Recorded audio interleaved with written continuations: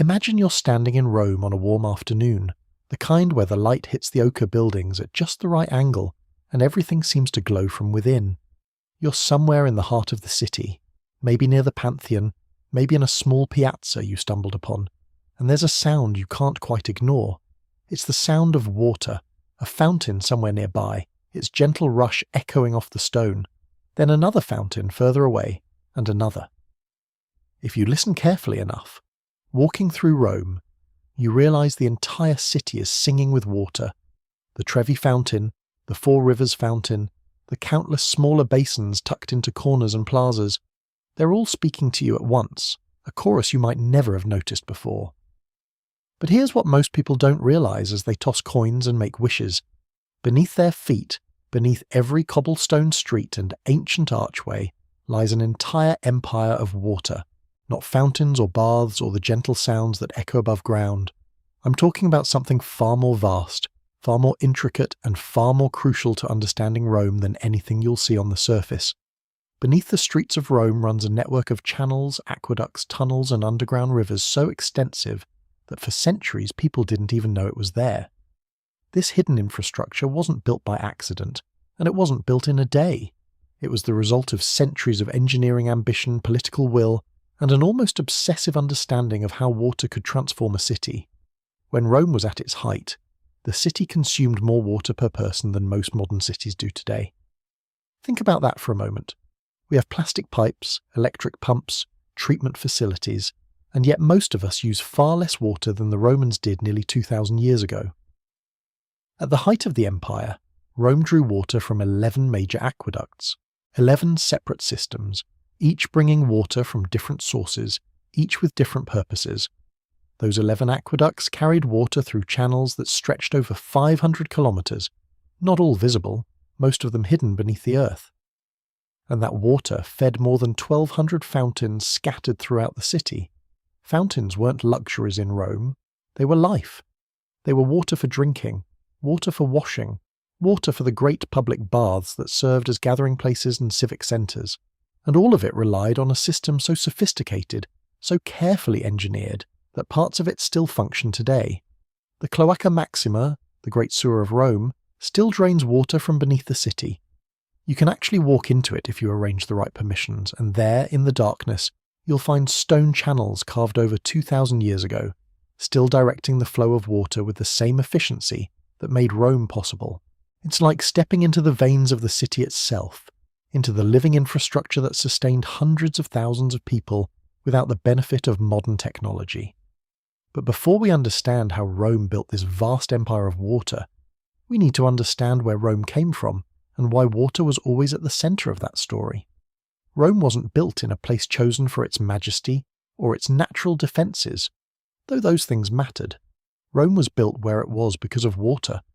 The Tiber River winds through the landscape, and for the earliest people who settled in the area that would become Rome, that river was everything. In the days before the aqueducts, before the engineering marvels and the imperial ambitions, there were springs, natural springs that emerged from the earth, clear and reliable.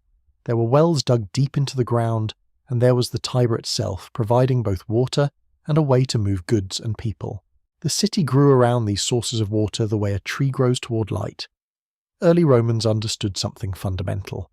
You build your city where water is, not where you want it to be, and then try to bring water to you. But as Rome grew, as the population swelled and the ambitions of the city expanded, the equation changed. The Tiber could no longer sustain the number of people living within and around the city. The springs were adequate, but barely. And the groundwater wells, while reliable, couldn't match the demand that a growing city required. Something had to change. Rome had to solve the problem of water, or it would never become the empire it dreamed of becoming. In the year 312 BC, a man named Appius Claudius Caecus, a censor, a powerful official with the resources and the authority to make grand projects happen, decided that Rome needed more water than nature was freely offering. And so he built the first aqueduct. Not the tallest, not the longest, not the most impressive by later standards, but the first. The Aqua Appia, named after the great man who commissioned it, brought water to Rome from a source about 16 kilometers away. 16 kilometers might not sound like much today, But imagine engineering a system to move water that distance without pumps, without electricity, without anything but gravity and stone and an absolute certainty that it could be done. Appius Claudius built the Aqua Appia almost entirely underground. This wasn't for beauty or elegance, it was practical, even strategic. An underground aqueduct couldn't be as easily attacked by enemies. It couldn't be poisoned or damaged in the ways that an open channel could. So the water flowed beneath the earth, hidden from view, a secret river carrying life into the city. The engineering required was meticulous. The gradient had to be just right, steep enough that water would flow constantly, but not so steep that the channel would erode or the water would rush too fast to be useful. The Romans understood this instinctively, through observation and experimentation, and the accumulated knowledge of builders who had been thinking about water for generations. What's remarkable about the Aqua Appia is not just that it was built, but that it remained in use for centuries. Parts of it outlasted the empire itself. The stone channels were so well constructed, the engineering so sound, that the water continued to flow for hundreds of years. And when later Romans built subsequent aqueducts, they built them to the same standard, with the same obsessive attention to detail. Because in Rome, water wasn't just practical, it was spiritual, it was political, it was the ultimate symbol of power and civilization. The Romans had a saying: water, sewers, and roads.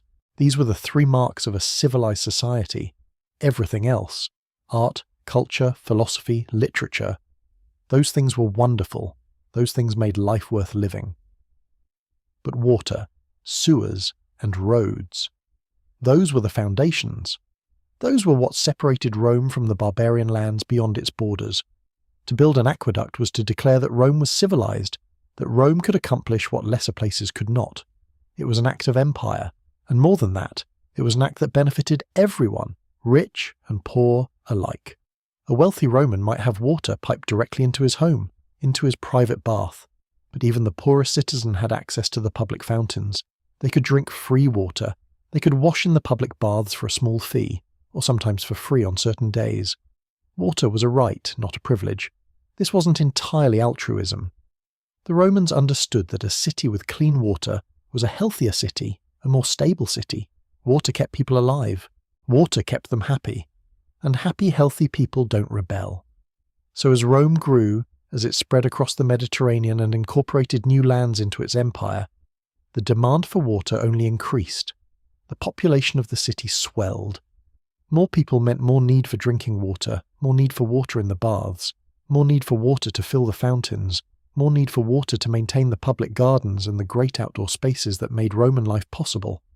And more people also meant more sewage, more waste that needed to be flushed away through the Cloaca Maxima and other sewer systems. Rome was caught in a dynamic where growth itself created new demands. The solution was more aqueducts, bigger aqueducts, bolder aqueducts that would bring water from farther and farther away, that would span valleys and cross mountains, that would make the earlier achievements of Appius Claudius seem almost quaint by comparison. But before we trace those magnificent systems, before we dive into the engineering marvels that would define Rome's greatest centuries, it's worth taking a moment to really think about what we're talking about here. We're talking about people who decided that their city was worth this kind of effort, worth the enormous expense, worth the decades of construction, worth the constant maintenance and the careful management of resources that these systems required. The Romans poured vast sums of money into their water systems, money that could have gone to armies, to palaces, to monuments, but instead they chose water, they chose life. And if you're listening to this video to help you fall asleep, well, that's exactly why I make these videos. There's something deeply soothing about human effort on this scale, about the calm certainty of water flowing through stone for thousands of years.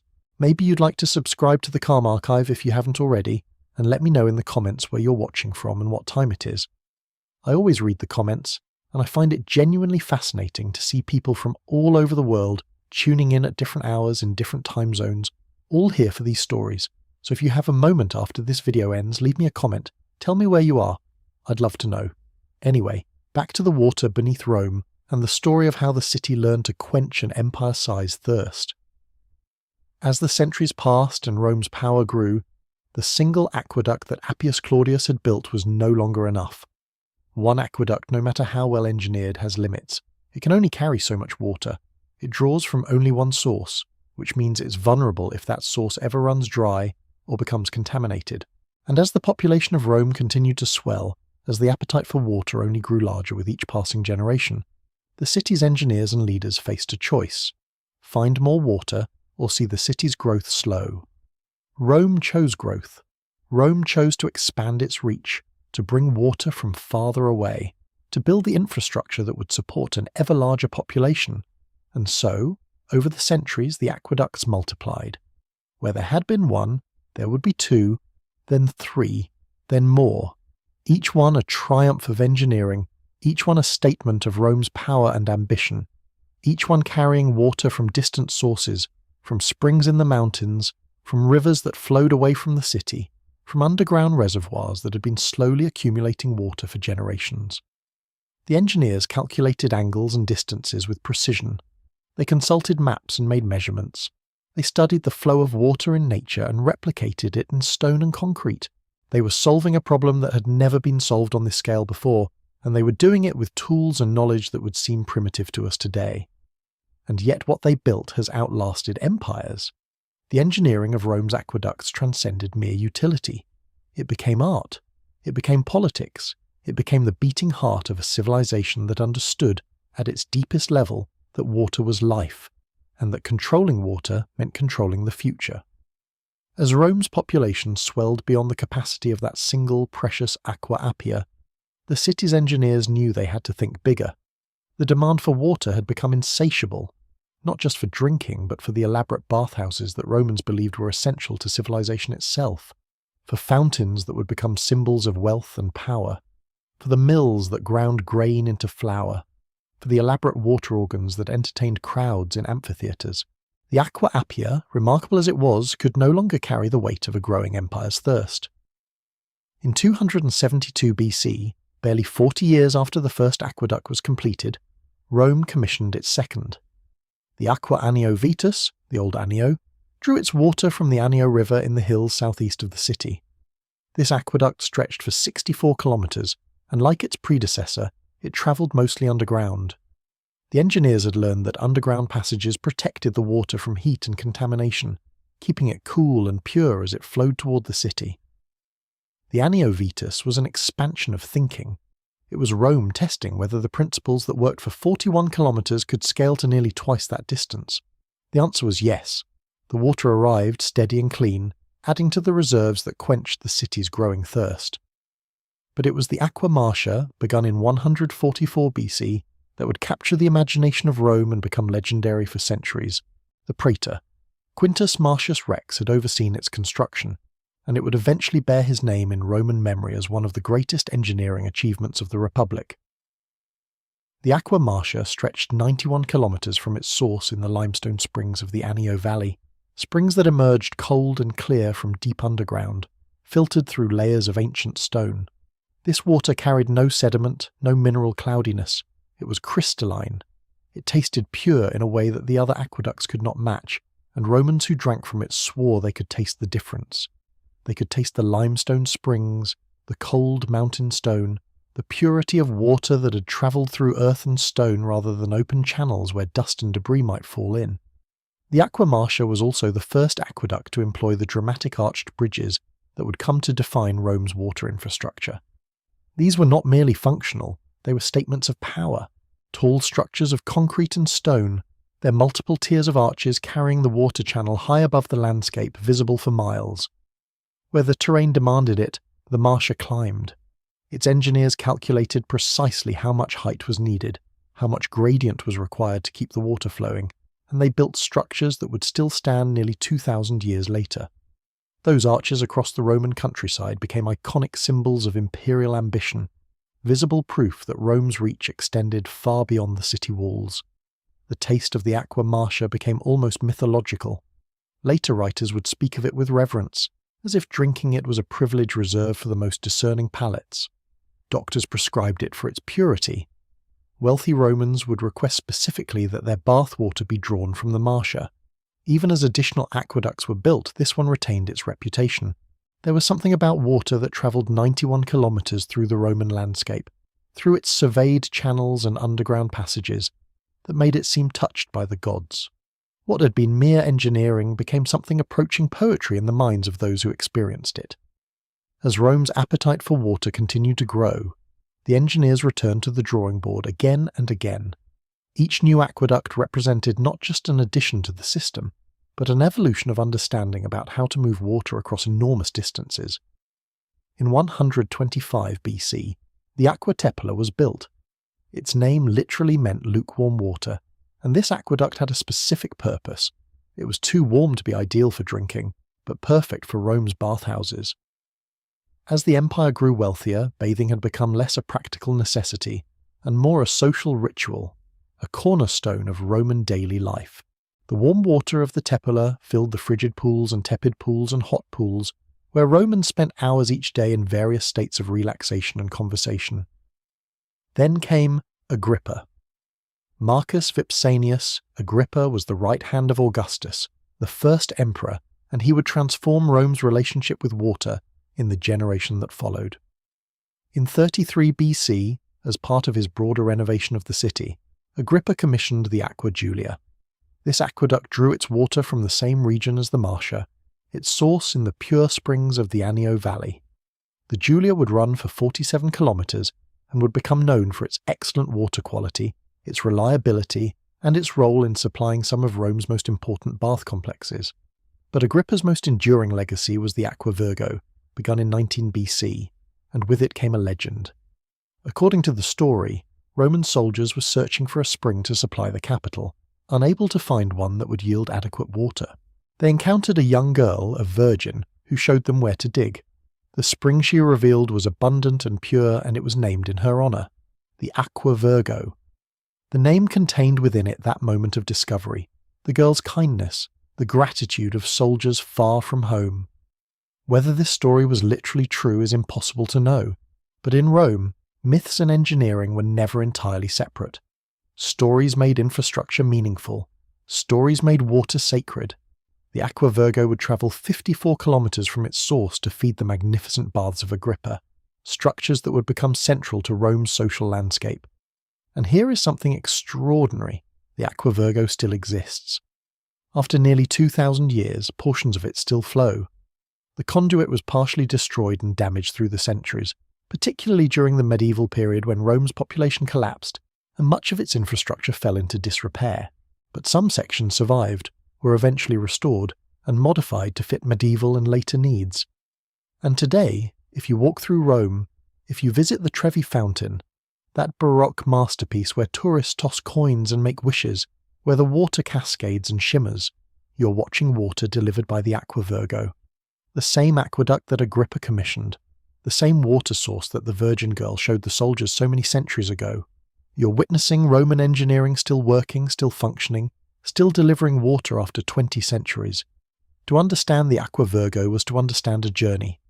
That journey began not in Rome, but far away, in the hills east of the city, where the water rose from within the earth as if emerging from a dream. The spring itself was a modest thing, a small pool of clear water surrounded by pale limestone, unremarkable to the untrained eye but utterly crucial to those who understood what water meant. The Romans understood this profoundly. They approached springs with reverence, recognizing them not merely as practical water sources, but as points of contact between the visible world and the hidden depths below, places where the divine manifested in cool, constant flow. At many spring heads across the empire, the Romans erected small temples or shrines, creating sacred spaces around these sources of life. Offerings were left, coins dropped into pools, flowers arranged on stones, prayers whispered into the echo of the cavern. The spring of the Aqua Virgo would have been such a place, where those who came to tend the source left their small gestures of gratitude and respect. They understood, in a way that modern people often forget, that water was never ordinary. Water was the ancient thing, the thing that came from beyond, the thing that connected human settlements to the geological intelligence of the land itself. From this source, the water began its long descent toward Rome. Imagine following that water as it emerged from the spring and entered the first channel carved by Roman hands. The water would flow north and west, moving through a landscape of cultivated fields and olive groves, past farms and small settlements where people drew water for their daily needs. Along this first section, the water would have been clear and cold, moving with purpose through an aqueduct that was largely open to the sky. The Romans tested the quality of water at every stage of its journey, understanding that water quality could change as it moved through different terrains and past different communities. They had learned this from careful observation, from watching how water behaved in different regions, from noting which springs produced the healthiest populations. The most direct test was perhaps the most straightforward. The Romans would study the people who lived near the source of any water they were considering for their aqueducts. They would observe their skin condition, their strength, their longevity. They would note the colour of their teeth, the lustre of their hair, whether they seemed prone to illness or remarkably hale. This practice of water quality assessment through human observation was not superstition, but rather an early form of epidemiology, a recognition that human bodies responded to the water they consumed, that the water carried information about the land it came from. As the Aqua Virgo continued its journey toward Rome, it would pass through regions where the Romans checked for other signs of water quality. They would look at the vegetation that thrived near the water source. Did the plants grow vigorously? Did they show signs of disease or decay? They would examine animals that drank from the source, noting their health and vigour, and in certain technical tests, they employed a method described by Vitruvius that was almost alchemical in its precision. They would immerse bronze vessels in the water for an extended period and observe whether the metal showed staining or degradation. Clear bronze, untarnished and bright, indicated pure water. Discoloration or corrosion suggested the presence of minerals or substances that might affect the health of those who drank it. These tests represented a sophisticated understanding that water was not uniform, that different waters carried different properties, that quality mattered profoundly. The Romans invested time and resources in understanding these distinctions because they recognized that water quality could support or undermine an entire population's health. There existed among the Romans a small class of specialists who understood water, as others might understand wine or musical instruments. These individuals, whom we might call water sommeliers, could distinguish between different aqueducts by taste alone. They could perceive subtle differences that marked the water as coming from one source or another, mineral content that spoke of deep springs, subtle tastes that indicated the water had passed through different soils and geological formations. A taste specialist could tell you that the Aqua Claudia had a different character than the Aqua Virgo, that the water from the Aqua Marcia possessed qualities unique to its mountain source. This was not fanciful, but rather the product of decades of careful attention, of drinking water day after day and learning to notice the smallest variations. These specialists served an important function.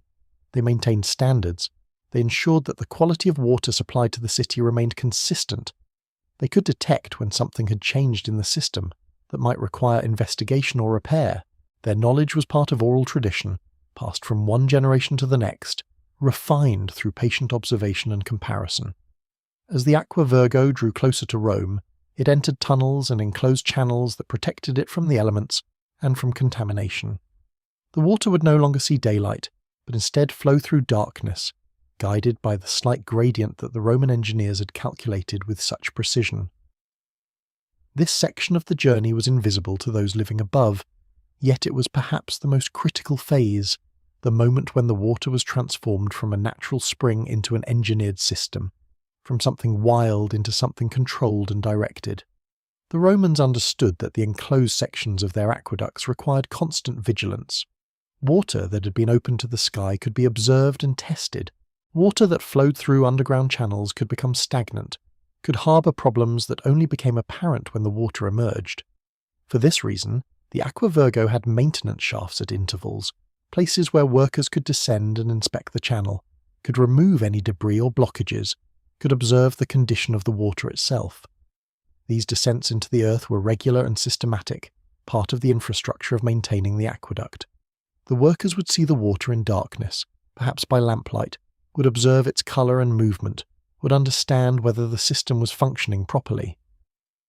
This intimate knowledge of the water's journey was possessed by relatively few people, yet it was essential to the survival of the city's water supply. Finally, as the Aqua Virgo emerged from underground and entered the city itself, it underwent a transformation. It moved from the realm of engineering marvel into the realm of visible spectacle and everyday utility. It fed fountains that were not merely functional, but spectacular, that were visible representations of Roman power and abundance. It filled basins and pools. It moved through the aqueduct bridges that straddled the landscape with such grandeur. And eventually it would arrive at the spring in the heart of the city that still bore its name, the Virgin Spring, where the water was so clear and pure that it seemed almost to glow. The journey that had begun in small hills east of the city would have taken approximately 16 miles, would have involved countless engineering calculations and human labour, would have required the constant attention of trained specialists. Yet from the perspective of someone drawing water from a fountain, or bathing in the public baths, this journey was invisible. The water simply appeared, abundant and clear, as if by miracle. But those who understood the system, the engineers, the water specialists, the maintenance workers, knew better. They understood that this water was the product of careful planning, precise measurement, constant vigilance, and reverent respect for the source from which it came. They understood that the virgin water was virgin not because it was purely natural, but because it had been carefully tended, tested, and honoured throughout its long journey to the city. As the imperial age progressed and Rome's population continued to swell, the demand for water reached almost impossible levels. The emperors who followed Augustus threw themselves into ever more ambitious aqueduct projects, expanding the system, pushing its scale further than anyone had dared before. In 52 AD, 2 more great aqueducts were commissioned in the same year.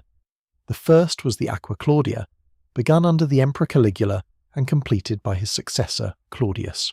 The Claudia was a marvel of concrete and stone construction. Its arches rose to heights of up to 28 metres, making them among the tallest aqueduct structures ever built. As you look at ancient Roman documents describing the Aqua Claudia, you see sketches of those massive tiered arches crossing the landscape, and you understand that they were built not just to move water, but to make a statement about Roman engineering prowess. The Claudia stretched for 69 kilometres and handled an enormous volume of flow. From the outside, it was majestic. From the inside, within that water channel that climbed so high above the earth, the engineering was just as precise as anything that had come before. In that same year, 52 AD, the Aqua Anio Novus was completed. This aqueduct would become the longest of all Rome's water channels, stretching 87 kilometres from source to city. It also had the highest flow rate of any aqueduct in the system, delivering more water per second than any other conduit. And yet, there was a persistent problem. The water of the Anio Novus often arrived at Rome muddy. The source, lower than the sources of earlier aqueducts, passed through terrain that was more easily disturbed by rainfall and seasonal flooding. The water column moving through 87 kilometres of passage would sometimes cloud with sediment.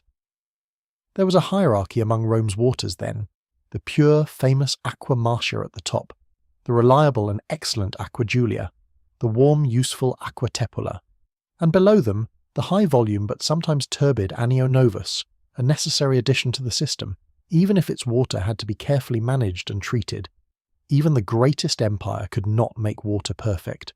It could only engineer solutions that were good enough, reliable enough, and vast enough to meet its needs. The centuries that followed saw additional aqueducts built in smaller numbers. The Aqua Alciatina was constructed earlier, serving primarily industrial and recreational needs. It was the water source for the Stagnum Agrippae, a large artificial basin where mock naval battles were staged. The Aqua Traiana came later, in 109 AD, during the reign of Trajan, at another moment of imperial confidence and expansion. And the Aqua Alexandrina followed, named for the Emperor Severus Alexander. By the 2nd century AD, Rome had created an entire network, 11 aqueducts in total at various points, each bringing water from different sources, each with its own characteristics, its own role in the vast system that kept Rome functioning. But what made all of this possible? What made it possible for Rome to think so far beyond its walls, to build structures that stretched 50, 60, 70, 90 kilometres, to bring water from distant hills and mountains into the city, was something that might seem mundane until you think deeply about it. It was gravity. Every single one of Rome's aqueducts operated on a simple principle. Water flows downward. Not a single pump existed in the Roman aqueduct system. No mechanical device powered by animals or slaves or machines. just the relentless pull of gravity, the patient downward journey of water across impossible distances. But gravity operating over such vast distances required something that was, for its time, a sophisticated form of mathematics and engineering. If you were to build an aqueduct 91 kilometers long, you could not simply let it tumble steeply downward from source to destination. Such a steep grade would increase the water's speed dramatically. It would erode the channel, and the water would arrive turbulent and aerated rather than calm and pure. Instead, the Roman engineers calculated a precise gradient. For many aqueducts, this gradient was barely perceptible, sometimes dropping only 1 meter in vertical height for every kilometer of horizontal distance. 1 meter per kilometer. Imagine the precision required. Imagine surveying a 90-kilometer distance and maintaining a slope so gradual that if you stood at the source, you would barely be able to perceive that you were at a higher elevation than the destination. And yet that 1 meter per kilometer drop, maintained consistently over 90 kilometers, meant a total descent of 90 meters, enough to move water reliably and efficiently across the entire distance. The instruments that made this possible were specific and specialized. The groma was one, a surveying instrument with a crossbar mounted on a pole, used to establish right angles and ensure that surveyors were maintaining proper sight lines. The corrobats was another, essentially an ancient level, a long wooden beam with a groove running along its top where water could be placed. The water would settle to the exact horizontal plane, showing surveyors precisely when they had achieved the correct gradient. With these instruments, teams of surveyors would move across the Roman landscape, establishing the route, checking the grades, ensuring that the water channel could be cut or built to specifications that, when completed, would allow water to flow not in a gushing torrent, but in a controlled, steady stream across tens of kilometers. It was work that required patience, precision, and an almost obsessive attention to detail. It was also work that required an understanding of the landscape. Where could the channel go underground to protect the water and provide support? Where would the terrain force the channel upward, requiring those dramatic arches? Where might the earth be unstable, requiring deeper foundations or different construction methods? The Roman engineers developed an almost instinctive reading of the landscape, and they employed it with a confidence that suggests they understood they were building structures that would last for centuries. Let yourself for a moment imagine standing beside one of these aqueducts in the time of its operation. Not near the city, where the aqueduct is elevated on massive arches, and the water moves hurriedly through the stone channel, but out in the landscape, perhaps in those hills southeast of Rome, where the water first begins its long journey. Perhaps it is late afternoon, the light beginning to soften and turn golden. Perhaps you have found a place where the aqueduct runs above ground, where you can see the water moving through its channel. There is no sound of a great cascade or a violent rush. That is not how Roman aqueducts worked. Instead, there is a gentle, constant murmur. The water moves steadily with purpose, and it creates a sound that is neither loud nor quiet, but something in between, a whisper, a susurration, the sound of millions of gallons moving quietly and steadily toward a city that needs them. You can smell the water if you breathe deeply, not a metallic smell, but something cleaner, something that carries with it the sense of stone, of earth, of the journey this water has taken through channels and tunnels. If the aqueduct is older, there might be moss growing along the interior walls, softening the sound of the flowing water, creating a green-tinted light as the sun passes through and catches the water and the moss and the stone together. You can feel the cool mist on your face if you stand close enough. The aqueduct acts as a conduit for cool air, and in the warmer months standing beside it feels like stepping into a realm slightly apart from the world. The air is fresher here, quieter. The heat of the day does not penetrate with the same intensity. In a Roman city as busy and crowded as Rome itself, this aqueduct, visible on its massive arches, integral to the functioning of every bath and fountain, would be a constant presence. But here, far from the city, with only the landscape around you and the steady sound of the water, you can understand what the water itself experiences. This long, patient journey, this movement across the earth, through stone and darkness toward a destination it will never reach all at once, toward a city that will receive it gradually, methodically, reliably. You can understand why this water became sacred in the Roman imagination. It was not magic, but it was miraculous. The miracle of engineering, of human understanding applied to the natural world, of water coaxed into serving human purposes while remaining, fundamentally, water. The sun continues to descend as you stand there. The shadows cast by the aqueducts stretch long across the landscape. The water continues its journey just as it has continued, uninterrupted for years and decades and centuries.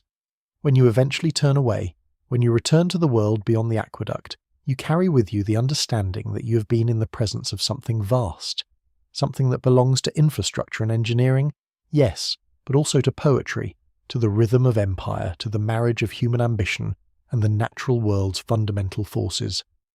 But the aqueducts themselves were only half the story. Getting water to Rome across vast distances was an extraordinary feat of engineering. But once that water arrived at the city, the challenge was far from over.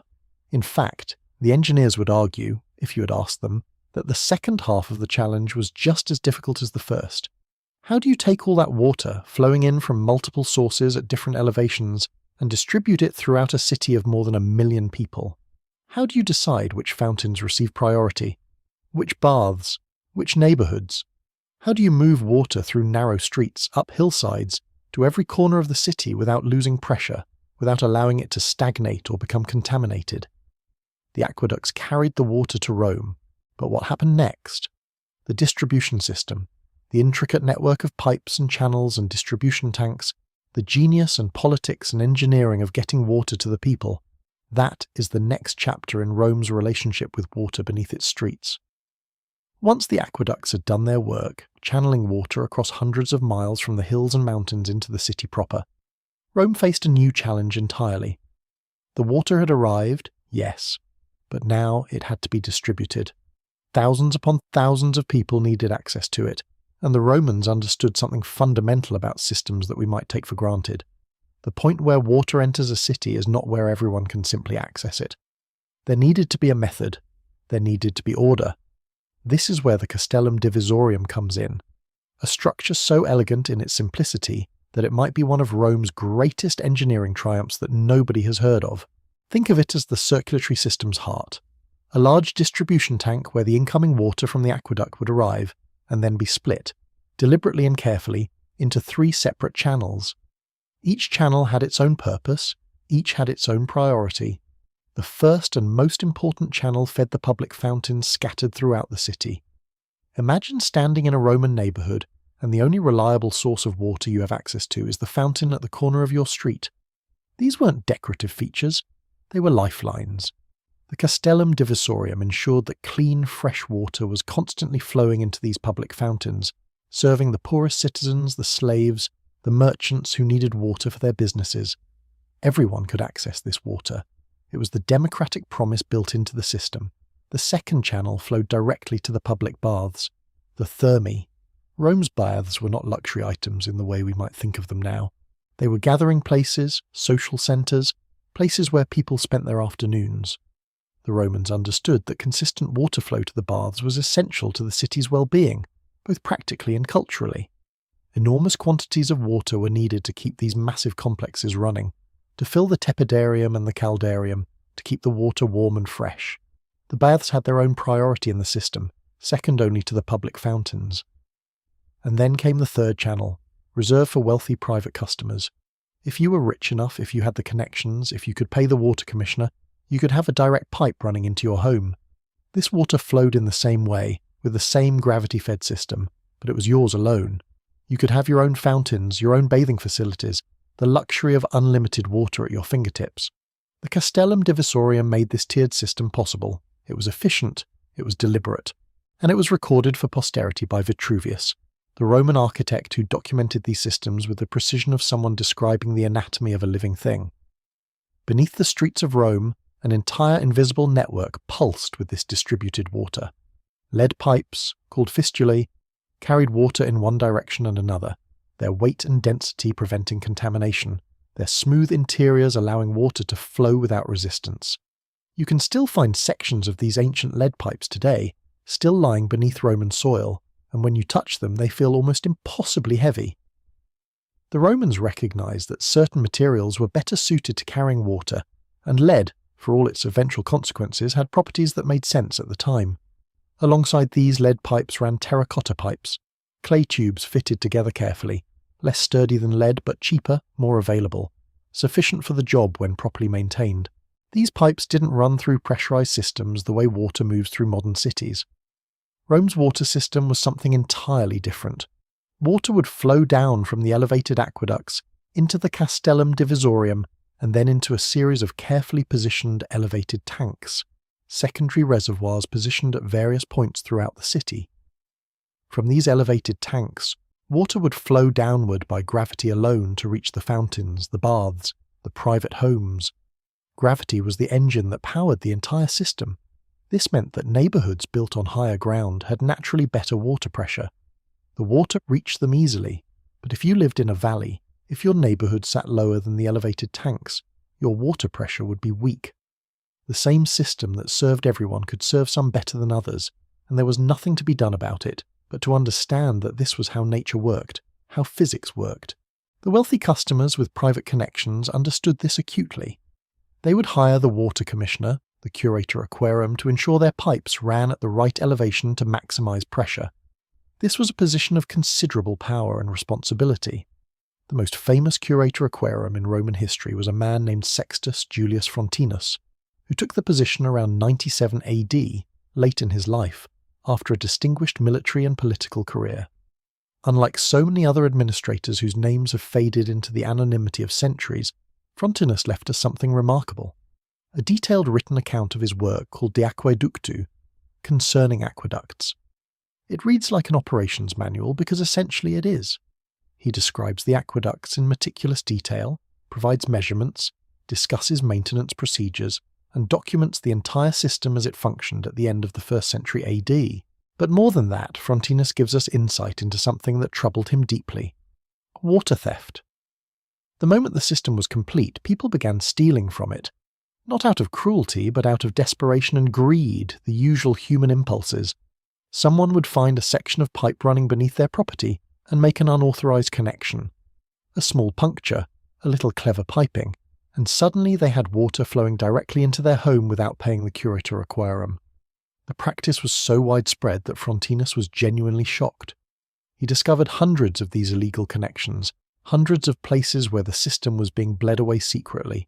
In his writings, he expresses something like moral outrage at this waste, at people taking water that didn't belong to them, disrupting the careful balance of distribution that kept the entire city functioning.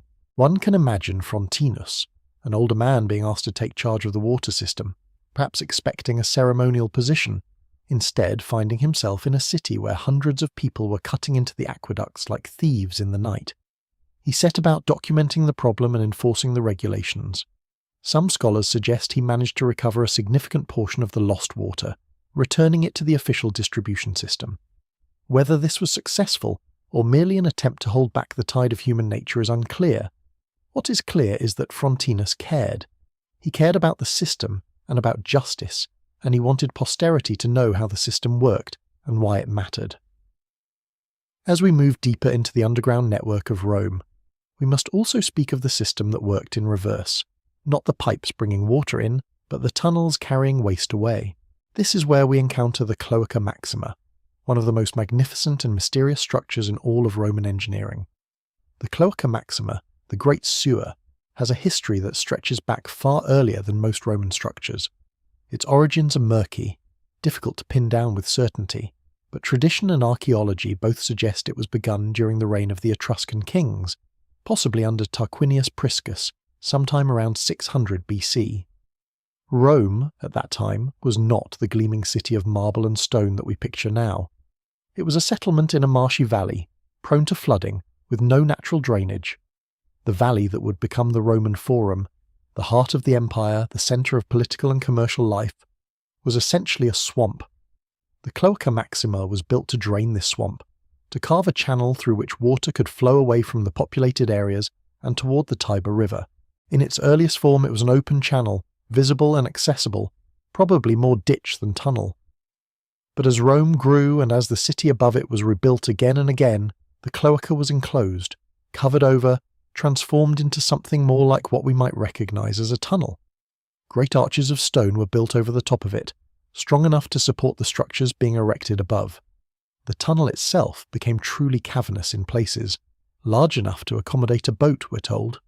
Large enough that in the 1st century AD, Agrippa, a powerful Roman general and administrator, famously conducted an inspection of the cloaca by boat, rowing through the tunnel to check its condition and make sure it was still functioning properly. Try to imagine this. A man of considerable status and importance, pushing through the darkness of an ancient tunnel beneath the bustling streets, the water flowing around him, the sound of it echoing off stone walls that had been there for 6 centuries. The walls of the cloaca are impressive even now, great vaulted arches of opus caementitium, Roman concrete, built with the same strength and durability that characterizes all of Rome's greatest works. The tunnel descends steeply in places, then levels out, then descends again, following the logic of the terrain, the path of least resistance, the natural flow of water. Multiple tributary tunnels fed into the main channel, smaller drains coming from neighbourhoods all over Rome, converging into this single great current that moved through the earth toward the river. But here is something crucial to understand. The Cloaca Maxima was not a sewer in the modern sense. This is a common misconception. The Romans did not have a comprehensive sewage system that carried human waste from every building to a central treatment facility. That is a modern innovation, developed only in the 19th century. Rome's cloaca was primarily a storm drain and an overflow channel. Its main function was to manage water, the runoff from streets after rain, the overflow from fountains and baths, the generally wet conditions that plagued a city built in a river valley. Human waste, by and large, was dealt with differently. Wealthy houses would have latrines connected to underground cesspits. Poorer Romans would use communal facilities scattered throughout the neighbourhoods, or in some cases they would simply empty their chamber pots into the street or into designated dumping areas. The cloaca could receive this waste if it found its way into the system, and indeed much of it probably did over the centuries, but it was not the primary purpose of the cloaca. The cloaca was about water management, about keeping the city dry, about preventing the swamps from reclaiming the land that the Romans had built upon.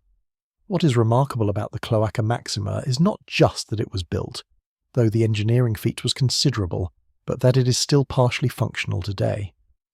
Over 2,000 years after it was constructed, sections of the cloaca still carry water away from the city. One of the oldest infrastructure systems still in active use on the planet. You could theoretically walk into some sections of it now, duck your head under the stone archway, and be in the same tunnel that Agrippa rode through. Your footsteps would echo the same way. Your breath would form mist in the cool air. The smell would be ancient and damp, the smell of water and stone that has been moving together for millennia. The Romans didn't think of the cloaca as merely functional. As the empire matured and as Rome became more powerful, the cloaca became almost mythological, a symbol of Roman power and Roman capability. The historian Dionysius of Halicarnassus, writing centuries after the cloaca's construction, expressed awe at it. He described it as one of the 3 greatest achievements of Rome, comparable to the aqueducts themselves. This was a tunnel, an underground river of waste and water, and yet it inspired the same sense of wonder and pride as any above-ground monument. The relationship between the water systems, the bringing of water in through the aqueducts, the careful distribution through the pipes and tanks, and the carrying of it away through the cloaca, created a kind of circulatory system for Rome. Water in, water distributed, water used, water drained. The system was not perfect. Water was lost to theft and to simple leakage, but it functioned. It allowed Rome to grow, to support a population that, at its height, reached perhaps 1 million people. Without these systems working in concert, without the aqueducts bringing in water at an enormous scale, and without the cloaca carrying it away, Rome as we know it would have been impossible. If you're still awake and enjoying this, consider subscribing to the Calm Archive. A like really does help more people find these videos when they can't sleep. Now, let's get back to the tunnels beneath Rome. We've traced the path of water, how it arrived, how it was distributed, how it drained away. But we haven't yet explored what the Romans actually did with all of this water. The answer lies in one of their greatest achievements, the public baths. These were not simple washing facilities. They were architectural marvels, social institutions, places where the life of the city gathered and flowed. The baths were where Rome truly displayed what water could do, where the invisible networks we've just explored became visible in the form of columns of steam, cascading warmth, and the simple human pleasure of clean, abundant water. As we move forward, imagine yourself stepping away from the dark tunnels and into the warmth of the bathhouse. But first, we must understand the technology that made it all possible. Picture yourself in ancient Rome as the afternoon sun begins its slow descent toward the western hills. The day's heat lingers in the stone beneath your feet, and you feel the call that millions of Romans felt each day, the call to the baths. Not because you were unclean, though that certainly mattered, but because the Thermae were the heart of Roman life, the beating centre where society gathered, where bodies and minds came to rest and rejuvenate. The baths were far more than places to wash away the dust of the day. They were magnificent complexes, sprawling gardens of marble and warmth and human connection. They were where philosophers gathered to discuss the mysteries of the universe. They were where merchants made their bargains, where news travelled from one mouth to another, whispered in the steam and echoing off the vaulted ceilings. They were where athletes trained their bodies, where businessmen conducted their affairs, where families spent their leisure hours. The baths were, in many ways, the Roman version of the modern city centre, a place where all classes of society came together, where time seemed to move more slowly, where the rhythm of daily life found its most luxurious expression. The very first of Rome's great public baths was built by Agrippa in 25 BC, a gift to the people and a monument to the power of water engineering. But it was what came after that truly captured the imagination and resources of Rome's emperors. The baths of Trajan rose in the 2nd century, a vast complex that would have seemed almost dreamlike in its scale and grandeur. Yet even these were eclipsed by the baths of Caracalla, which opened in 216 AD and held at any given moment up to 1,600 bathers within its walls. Picture the sheer scale of this. 1,600 people, all moving through this complex at the same time, all seeking the same tranquility, the same cleansing, the same social ritual. The baths sprawled across 25 acres of land, an entire neighbourhood dedicated to human comfort and pleasure. Inside the baths of Caracalla, every surface told a story of Roman ambition and artistic mastery. Mosaics covered the floors in intricate patterns, thousands upon thousands of small tiles arranged to create images of sea creatures, geometric designs, mythological scenes. Run your fingers across these mosaics in your imagination and feel the slight irregularities in the surface, the way each tile catches the light differently. The walls were clad in the finest marble, white from quarries far to the north, pink and purple varieties that spoke of luxury and expense, deep green marble that seemed to contain entire forests within its veins.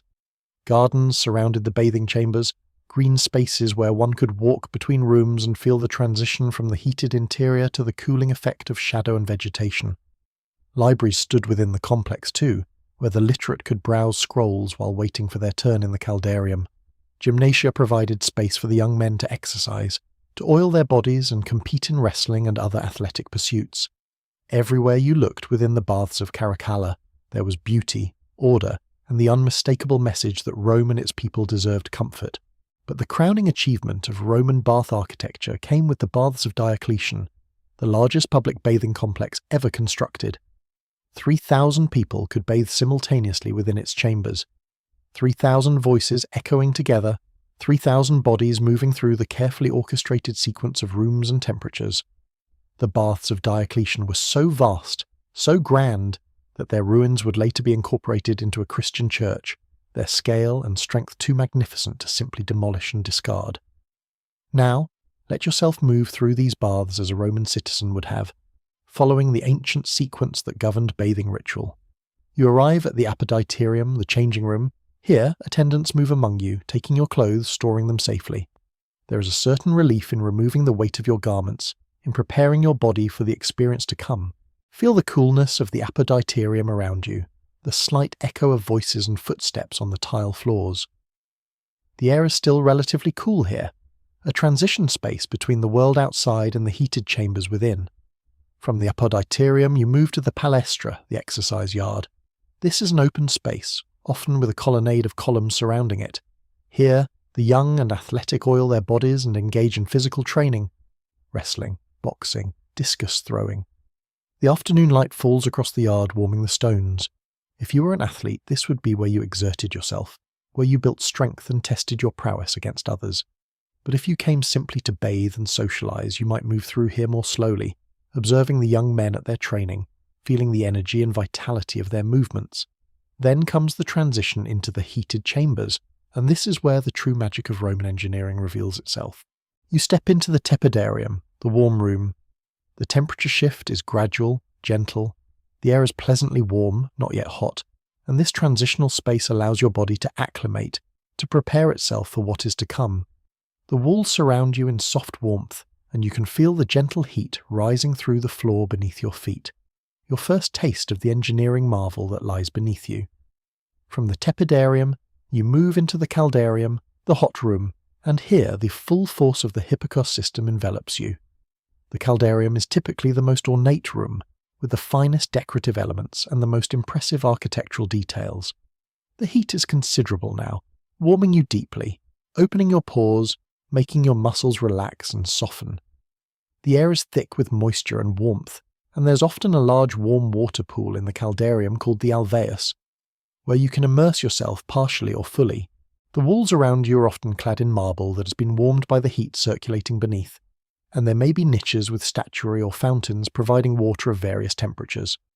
The caldarium often has a narrow window or oculus opening to the sky, and the light coming through seems somehow different, softer, more diffuse, warmed by its passage through the heated air. The deeper mystery of the caldarium, the secret that makes this comfort possible, lies beneath your feet.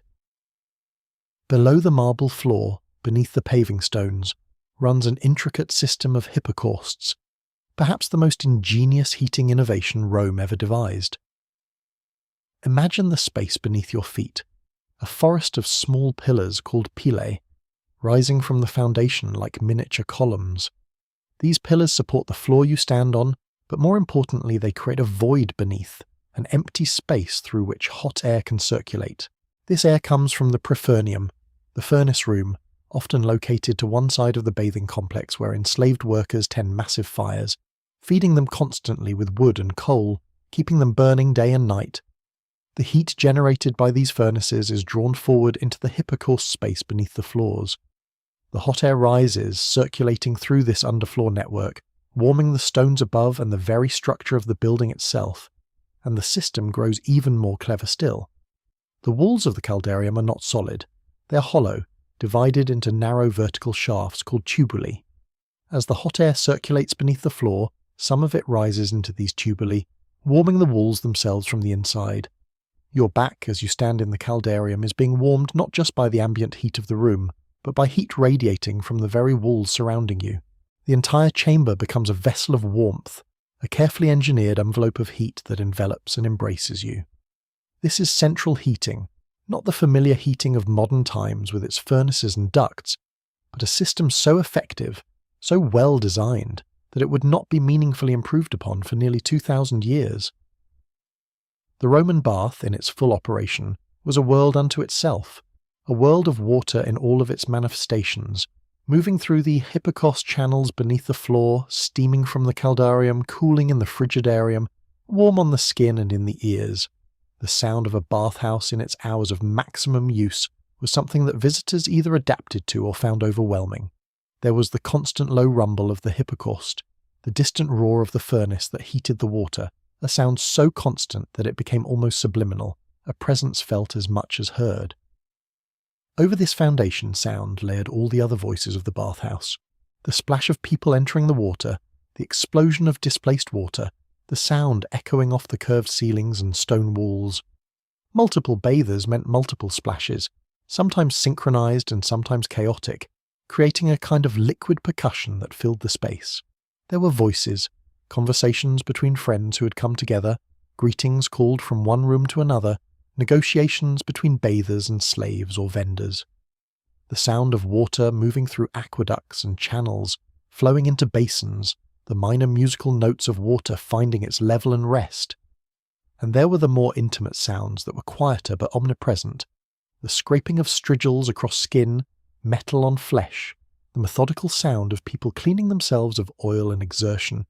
Each stroke produced a particular whisper, a repetitive sound that one heard dozens of times as the same person worked their way along each leg, each arm, across the chest, In the largest bathhouses, multiply this sound by dozens or hundreds of bathers, all working simultaneously, and the effect was something between soothing and overwhelming, a kind of constant gentle abrasion that matched the physical abrasion of the strigil itself. Vendors called their wares, perfume sellers, oil sellers, small food vendors offering snacks for those who had worked up an appetite. Their voices rose above the general soundscape, pitching higher to be heard over the water and voices and scraping sounds. Children who had come with their parents or with slave caretakers added high-pitched laughter and occasional distress calls. The echoes of all of this bounced around the stone walls and vaulted ceilings, creating a kind of acoustic depth that made the bathhouse seem larger than it was, more populous, more alive. This soundscape was part of what drew people to the baths day after day. The public baths were not merely places where water met skin, where people cleaned and maintained their bodies. They were centres of social life, places where the normal structures of Roman society were maintained but also suspended in interesting ways. In the bathhouse, a person of modest means stood naked next to a wealthy merchant, and this nakedness created a kind of equality that did not exist in the streets outside. Friendships formed in the baths with an intensity that surprised outsiders. Two people would meet as strangers, spend an hour or two in the warm atmosphere, engaged in the shared activity of bathing and cleaning themselves, and would emerge as something more than casual acquaintances. There was something about the vulnerability of being unclothed, about the shared vulnerability of all present, that opened people to one another. Business deals were made in the baths, conducted in the warm steam of the caldarium, or in the warm corridors between rooms. A merchant would propose something to a potential partner, while they both sat in the tepidarium, the moderately warm rooms, steam rising around them, and there was something about the environment that made such conversations feel both serious and friendly. Gossip travelled through the baths at extraordinary speed. A piece of news entering the bath in the morning would be distributed throughout the city by evening, as each person who bathed that day carried it with them when they left. The baths were a network through which information flowed as readily as the aqueduct water itself. What happened in the baths was discussed in the streets. What was observed in the streets was brought to the baths to be analysed and interpreted. For women's bathhouses, the same social functions were served, friendships forming, business conducted through male representatives, or in specialised women's baths, gossip travelling, and shaping the understanding of community events.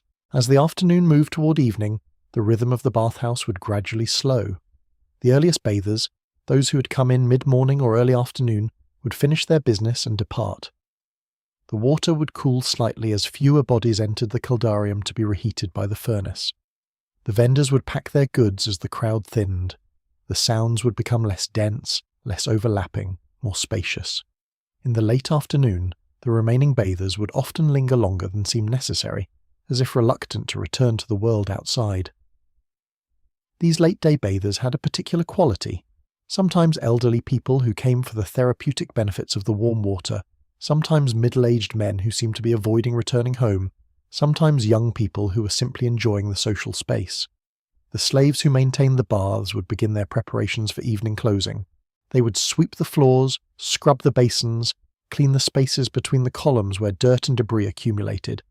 They would check the furnace, bank the fires to cool gradually rather than extinguish suddenly, which would have stressed the stone structure. Some of the heat would be allowed to linger into the early evening, preserving some of the day's warmth, creating a kind of extended twilight within the bathhouse.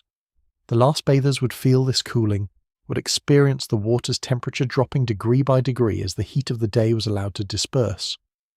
There was something contemplative about being nearly alone in the bathhouse, about being one of only a handful of people moving through spaces designed for dozens or hundreds. The vast stone architecture seemed to contain the absence of people almost as powerfully as it had contained their presence. What connected the bathhouse to the city beyond was the simple fact of water, the same water that had travelled through the Aqua Virgo from its distant source. The water in the caldarium, warmed by the furnace, was the water that had emerged from those sacred springs in the hills beyond Rome. The same water that had been tested for quality, had been subjected to the attention of water sommeliers, had been deemed worthy of travelling 16 miles to reach this city. The same water now sat heated and steaming, supporting the weight of multiple human bodies, receiving oils and scratchings of dead skin, mixing with sweat and dirt before flowing out through drains back into the sewage systems and eventually beyond the city walls.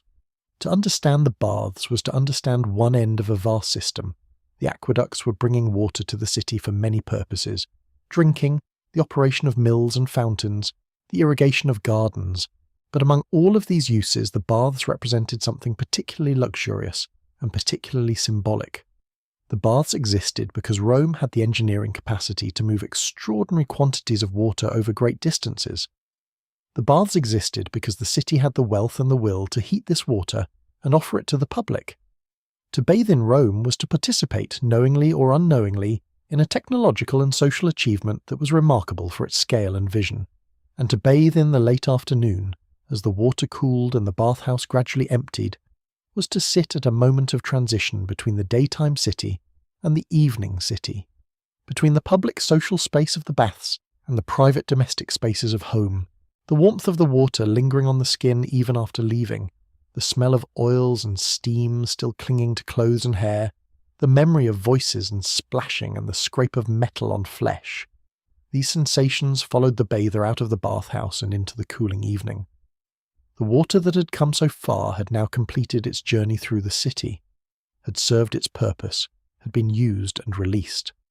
And tomorrow the cycle would begin again, the aqueducts continuing their constant flow, the furnaces being lit, the baths filling with new water and new people, the same cycle repeating as it had repeated for centuries.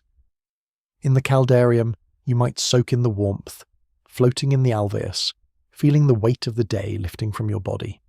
Or you might stand beneath a labrum, a basin that holds warm or cold water and allows you to wash or rinse yourself. The steam rises around you, and your vision becomes soft and diffuse. Voices echo strangely in the heat and moisture. You lose track of time. The boundary between your body and the warm air around it becomes unclear. Eventually you move toward the frigidarium, the cold plunge pool. This is a shock. The sudden immersion in cold water after the enveloping heat of the caldarium. The caldarium is typically much larger than the caldarium, and its pool is deeper and wider. The cold water is invigorating, alive, almost electric against your heat-flushed skin. There is a moment of shock, yes, but also a tremendous sense of renewal and invigoration. Some Roman bathers would plunge in repeatedly, moving back and forth between the hot and cold chambers, testing their endurance, seeking the health benefits they believed came from these extremes of temperature. This bathing sequence, this ritual movement through the different chambers, was not merely a matter of cleanliness. The Romans were indeed quite concerned with hygiene. It was a comprehensive therapy for the body and mind. The movement through different temperatures was believed to stimulate the circulation, to open and close the pores, to balance the humours of the body according to the medical theories of the time. More importantly, it felt extraordinary. It felt like a luxury beyond measure. It was a daily ritual that millions of Romans participated in, and it was available to people of almost all social classes. To go to the baths was to participate in something that Rome had given to its people, a gift of comfort, of community, of time away from the demands and stresses of life. The baths operated with a rhythm that was as reliable as the tides. In the early afternoon, women typically had access to the baths. Later in the afternoon, the baths were given over to men. The slave workforce moved constantly through the complex, attendants helping bathers with their changing, masseurs offering their services with oils and implements to scrape the skin, vendors moving through with food and wine, people selling perfumes and unguents. The afternoon filled with voices and movement and the sound of water splashing in the pools, the sound of someone emerging from a frigidarium with a gasp and a shout, the murmur of conversation echoing off stone and marble and tile. And yet the baths were only the most visible and monumental expression of Rome's relationship with water in daily life. Step outside the Thermae and walk through the streets of Rome, and you would find water everywhere. On virtually every street corner there would be a lacus, a public fountain, a simple basin fed by the aqueduct system, offering fresh, cool water to anyone who passed by. There were over 1,200 of these fountains throughout the city, so distributed across Rome's streets and neighbourhoods that no person would ever need to walk more than 80 metres, barely 2/3 of a city block, to find fresh drinking water. Imagine the experience of this. You're walking through the city on a hot day, thirsty, and within a minute or two of walking you find water. Cool water, drawn from the countryside miles away, delivered to you in the middle of the urban centre. This was not a luxury for the wealthy alone. This was infrastructure for everyone. Many of these public fountains were gathered together in more elaborate structures called nymphaea, fountain buildings named after the water nymphs of classical mythology. The nymphaea were often architectural statements, decorated with statuary and elaborate stonework. Water poured from jets and channels, creating a constant sound and visual presence. These were not just places to drink, though that was certainly one function. They were places where people gathered, where you might encounter neighbours, where the sound of falling water created a constant soothing backdrop to daily life. In the wealthier neighbourhoods and in the homes of the aristocratic elite, water served other purposes as well. Gardens were cultivated with care and expense, and water was the heart of the Roman garden. The play of light on water, the sound of fountains and small channels, the way water moved through channels and fell into pools, these were valued as much for their aesthetic beauty as for any practical purpose. Some gardens contained fish ponds, where ornamental fish were kept and sometimes harvested for the table. Water from the aqueducts was directed through these gardens in channels and pipes, creating cooling effects, serving practical purposes like cleaning and irrigation, and above all creating spaces of extraordinary beauty and peace. Picture yourself in one such garden during the late afternoon, as the sun loses some of its intensity. The temperature is beginning to cool slightly. You stand near a fountain, listening to the sound of water falling into a marble pool. The sound is hypnotic, each individual splash merging with the others into a continuous gentle murmur. The light of the late afternoon sun catches the surface of the water, creating patterns of light and shadow that shift and move constantly. A slight breeze moves the scent of flowers toward you, roses perhaps, or jasmine.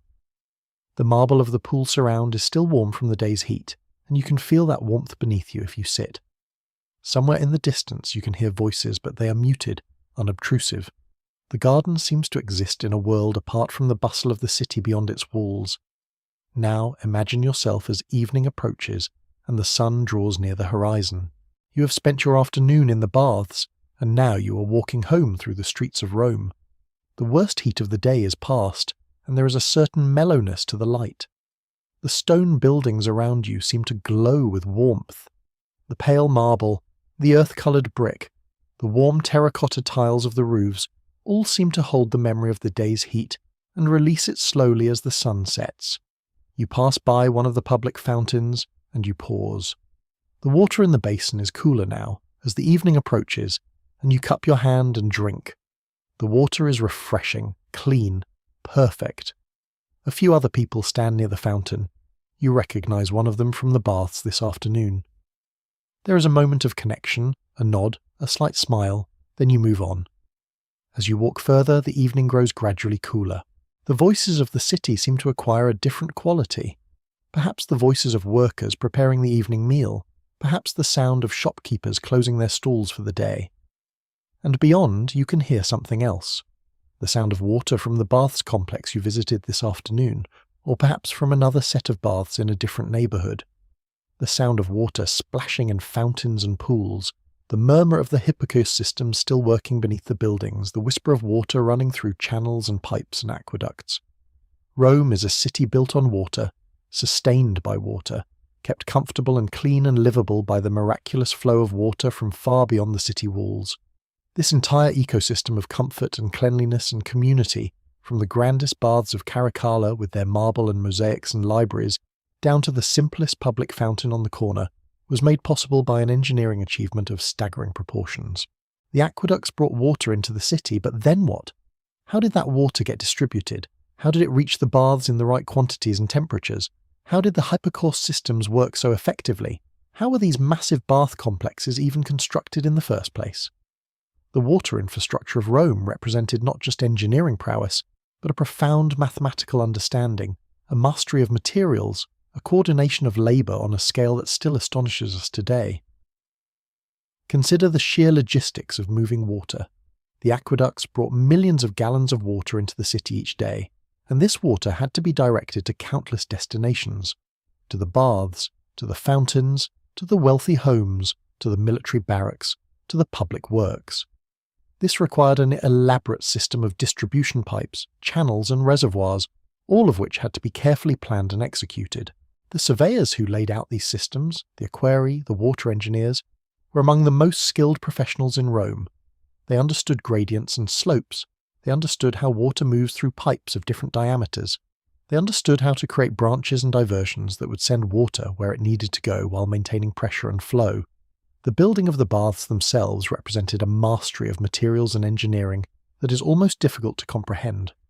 The baths of Caracalla, with its 25 acres, required the excavation of enormous quantities of earth, the laying of massive foundation stones, the construction of vaults and arches that would support not only their own weight but the weight of the marble, the water, the people, and the heat itself. The marble had to be quarried far away and transported. Quarries in the mountains of what is now Turkey for the white marble, other sources for the coloured varieties, carried in ships and then overland to Rome. The engineering and logistics of simply getting the materials to the site was itself a monumental undertaking. And then there was the construction of the hypocaust system, the careful placement of thousands of pillars to support the raised floor, the construction of the prefurnium with its massive furnaces, the creation of the hollow tubuli in the walls to allow heat to circulate. This required a precise understanding of how heat moves, how to distribute it evenly, how much heat is needed to warm such vast spaces. The ancients did not have thermometers or complex instruments to measure these things, and yet they engineered systems that maintained remarkably consistent temperatures and that worked efficiently day after day, year after year. The mathematics involved in these projects was equally impressive. To build the massive vaults that covered the great halls of the baths required an understanding of geometry and stress distribution. To design the curved domes that crowned some of the bathing chambers required knowledge of how to build structures that seemed to defy gravity, that created open, unobstructed interior spaces by spanning across distances that seemed impossibly wide. The Romans understood the properties of concrete, a material they had developed that could be poured into forms and would set into an incredibly durable structure. They understood how to reinforce this concrete with bands and arches of stronger materials like brick and stone. They understood how to design spaces that would be structurally sound, physically beautiful, and functionally perfect. All of this came together in the baths, those magnificent structures that rose throughout Rome and its empire. They were monuments to human engineering and artistry, yes, but they were also something simpler and more profound. They were gifts to the people. They were places where the complex, hierarchical, often difficult business of living in an ancient city could be temporarily set aside, where the body could be cared for and the mind could rest, where the sound of water falling in a fountain or the warmth of the caldarium could temporarily transport you away from the demands of the day, and they could exist only because someone somewhere understood how to make water flow from distant mountains into the heart of a city, and how to use that water in the service of human comfort and human community. How do they do it? How did these ancient engineers accomplish the impossible? That is a question we must ask ourselves, and in asking it, we begin to understand the true genius of Rome's invisible water system beneath the streets. But how did they actually do it? How did Roman engineers take the theoretical principles of hydraulics and transform them into stone and flowing water that would outlast empires? The answer lies in instruments so elegantly simple, so ingeniously precise, that they seem almost humble compared to the monuments they created. Imagine yourself standing on a hillside outside Rome in the 2nd century. A Roman surveyor holds something called a groma in their hands, a bronze tool shaped like a cross, weighted and balanced with an almost architectural purity. It's not much larger than a hand, yet in that moment it becomes the measuring rod of destiny. The groma works through a principle of simple geometry and sight lines. Water is the universal level, always seeking equilibrium, and the groma uses human precision to translate that into measurement. The surveyor peers through aligned sights, marking points along the landscape, and gradually the invisible path of the future aqueduct emerges. It's a dance between human vision and mathematical truth. But the groma was only the beginning. For measurements that demanded even greater precision, the Romans employed something called the chorobates, a device that sounds like poetry but functions with crystalline mathematical clarity. Picture a wooden bench, long and sturdy, perhaps 5 meters end to end. Along its top runs a channel, filled with water. This simple arrangement became one of the most sophisticated instruments of the ancient world. The water in the channel never lies, it always finds perfect level. A surveyor could use the chorobates to measure the gradient of land across vast distances, determining exactly how much the terrain dropped over each mile. With this tool, they could identify the minuscule slopes that would carry water forward, while keeping it perfectly stable. It was science dressed in wood and water. And here's the thing that still astonishes modern engineers. Some Roman aqueducts functioned with gradients so gentle that they seem almost impossible. The Aqua Claudia, one of the great systems of Rome, maintained a gradient of only 34 centimeters per kilometer. Do you understand what that means? If you were to walk a kilometer along that pipe, you would barely notice any slope beneath your feet. It would feel like walking on nearly level ground. Yet water moved through it steadily, reliably, for over 90 kilometers, from the hills to the city. The engineering margin was infinitely narrow.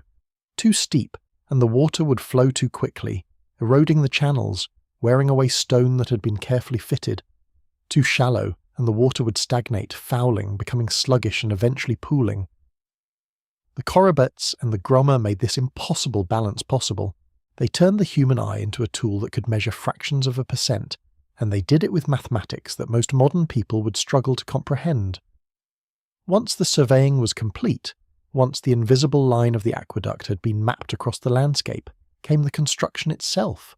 And this is where the magic truly begins, because the Romans employed different techniques depending on what the land demanded. In many places, the solution was elegantly direct. They would dig a trench, not a shallow ditch, but a proper channel, sometimes cut deep into the earth. They would construct within this trench, carefully fitting stone, building the channel, waterproofing it with layers of specialized plaster. Then they would cover it, replacing the earth above, and a river of fresh water would flow invisibly beneath the world. This technique, called cut and cover, was used for much of the journey. It was labor-intensive, certainly, but it was straightforward in its logic. The earth itself protected the water. But the landscape is never consistently cooperative, and when mountains blocked the way, solid rock that could not simply be dug away, the Romans did something that seems almost insane to the modern mind. They tunneled through them. Not shallow tunnels, but passages that sometimes ran for kilometers through solid stone, barely wide enough for a person to crouch through, and here's how they managed it. They would begin from both sides of the mountain simultaneously. Teams of workers, usually slaves or soldiers, would hack away at the rock with iron tools, moving toward each other through darkness so complete that they relied on torchlight and the voices of other workers on the opposite side. They would estimate, measure with the precision of their surveying tools, and trust that two teams working from opposite directions would eventually meet in the middle. Sometimes they did, with frightening accuracy. Sometimes they missed, and the tunnels would have to be abandoned or rerouted. The Aqua Claudia contains sections of these tunnel systems, passages that still exist, still carry the marks of chisel and hammer, still inspire awe in anyone who ventures into them. To build a tunnel through a mountain without modern surveying equipment, without explosives, trusting only mathematics and determination, it feels like an act of faith. Where the landscape dropped away entirely, where valleys interrupted the path, the Romans did something that was perhaps even more ambitious. They built bridges. These were not simply structures that spanned a gap. They were arcades, elegant rows of arches that would carry the water channel across the void. Some of these survived into the modern era, still visible, still bearing the weight of stone they were designed to bear 2,000 years ago. They are monuments not just to engineering, but to the absolute conviction that the project must continue, that water must reach Rome, that the city's desire for abundance would not be denied by mere geography. The construction materials themselves reveal a sophistication that modern materials science is still trying to fully understand. The Romans created something they called opus caementicium, Roman concrete. And this was not simply a mixture of sand and binding material. The secret, the thing that gave it almost supernatural properties, came from the volcanic soil near Poli, a region where the earth itself had been transformed by ancient geological violence. This soil, rich with pozzolanic ash, was mixed with lime and with rubble, broken stones, shards of pottery, whatever hard material was available. When this mixture was combined with water, something remarkable happened. It didn't just harden, it transformed. The volcanic ash underwent a chemical reaction with the lime that created a matrix stronger and more durable than the individual components seemed capable of producing.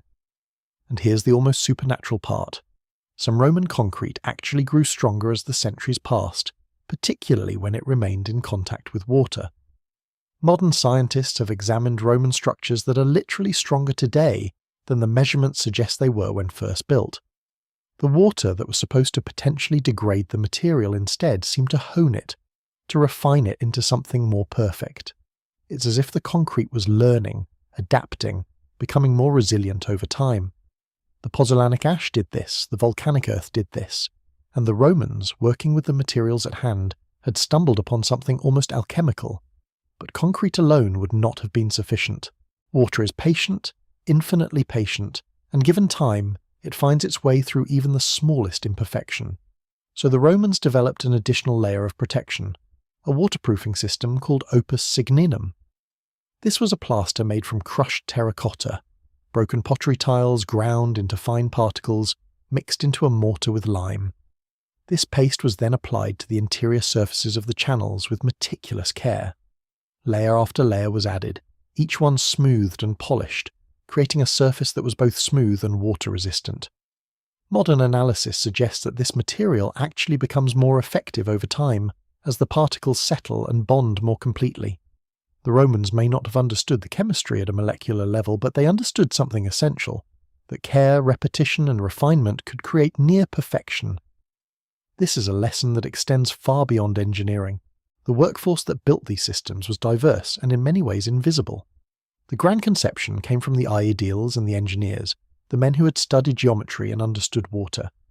The initial surveying was carried out by specialists, the men with the groma and the corobats.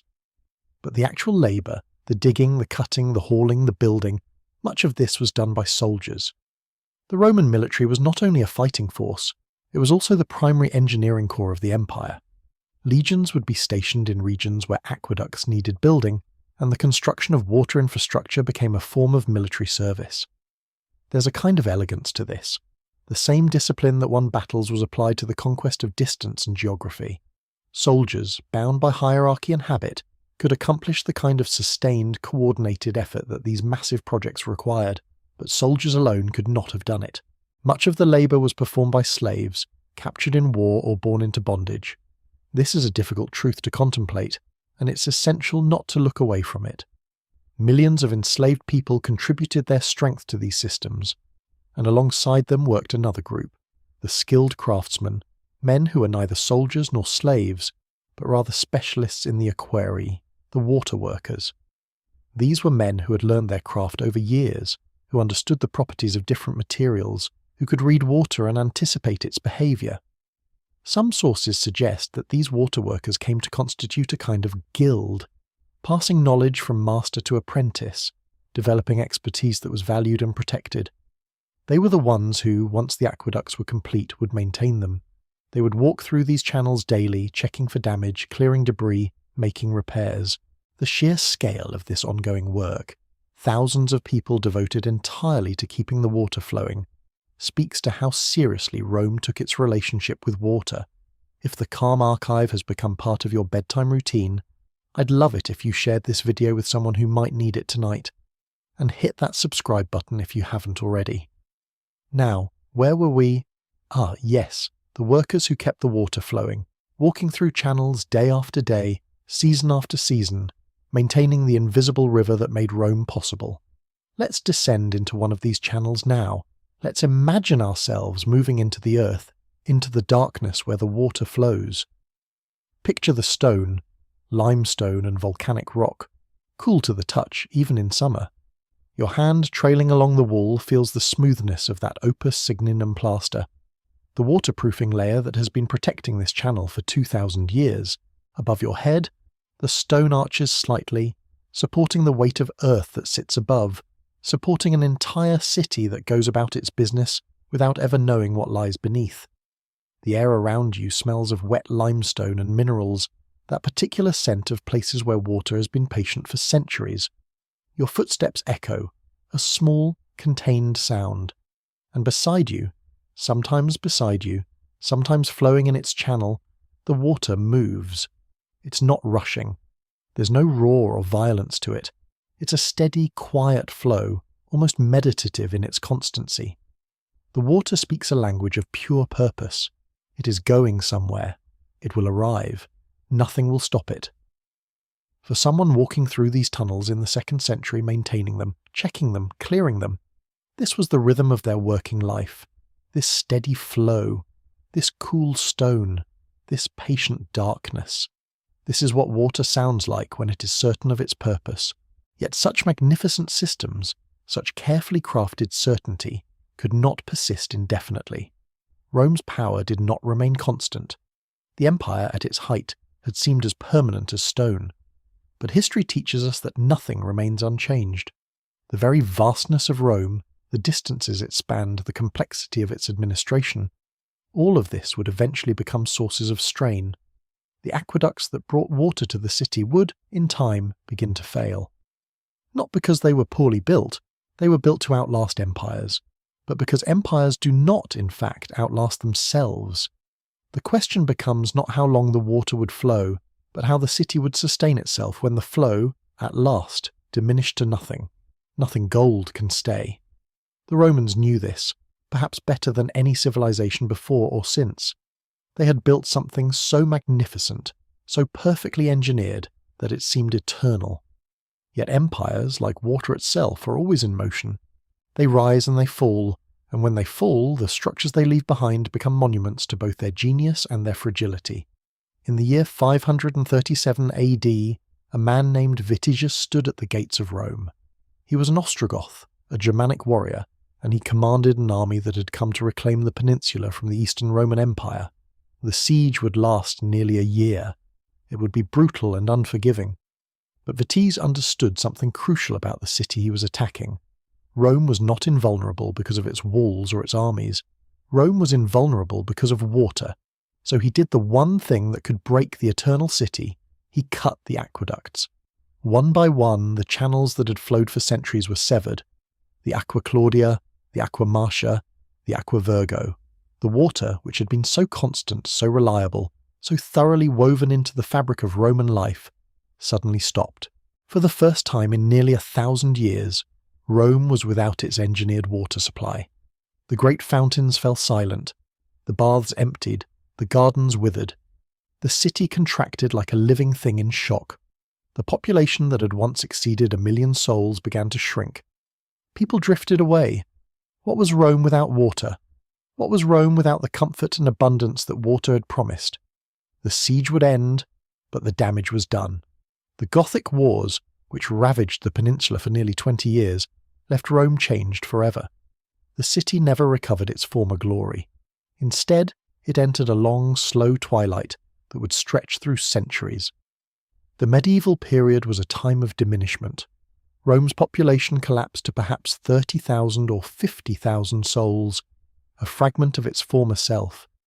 The grand monuments that had once stood in magnificent arrays began to crumble and vanish, and the aqueducts, those incredible feats of engineering, fell into disrepair. What happens to a system so vast and so complex when it is suddenly abandoned? It begins to break apart. The maintenance that had kept the aqueducts flowing for centuries simply ceased. Without the hands of engineers, without the constant vigilance required to keep such infrastructure alive, the channels degraded. The arches that had carried water across the Roman countryside began to crack and collapse. The tunnels that ran beneath the city filled with debris and sediment. One by one, the great aqueducts surrendered to time. Yet something remarkable happened beneath the city's surface. The water did not disappear entirely. The infrastructure persisted, even without maintenance. The underground channels continued. The springs that had fed the system for centuries still flowed. Groundwater seeped through the ancient tunnels, following the paths that engineers had carved into the earth. The water found new routes, adapted to the changed landscape, continued its eternal work even though the civilization that had built these channels had transformed beyond recognition. The city may have forgotten its water system, but the water remembered its own pathways. It kept flowing. It kept moving. It persisted in the darkness beneath the streets, waiting. For nearly 1,000 years, Rome's ancient infrastructure lay dormant. The aqueducts were abandoned but not destroyed. They were forgotten, but not lost. They rested in the earth and underground passages, patient and silent, waiting for rediscovery. Only one of the great aqueducts had the fortune to survive in an accessible form. The Aqua Virgo, because it had been constructed largely underground and was more difficult to sever, managed to keep flowing in parts. It became the inheritance that would eventually lead to rebirth. When the Renaissance came, when Rome began to imagine itself again, the first thing the city's leaders understood was that water was the key. The popes who controlled Rome understood this with an almost supernatural clarity. They were not merely restoring an ancient system, they were reconnecting the city to its own history, to the brilliant minds that had engineered these channels centuries before. They were saying, in their own way, that Rome could be born again through the same means that had made it great in the first place. Pope Nicholas V, who ruled from 1447 to 1455, began the work of restoration. The Aqua Virgo, that survivor of the Gothic Wars, was brought back to life. It was rebuilt and renamed the Aqua Virgin, and once again water flowed through the renovated channels, arriving at fountains in the city's squares. The sound of water returned to Rome, but this was only the beginning. In 1585, Pope Sixtus V took the throne, and he embarked on perhaps the most ambitious program of aqueduct restoration ever undertaken. He restored the Aqua Alexandrina, bringing it back into service as the Aqua Felicia, named after his own birth name. The water flowed again along routes it had followed for 16 centuries. Then, decades later, Pope Paul V completed the restoration of the Aqua Traiana, rebuilding it as the Aqua Paula.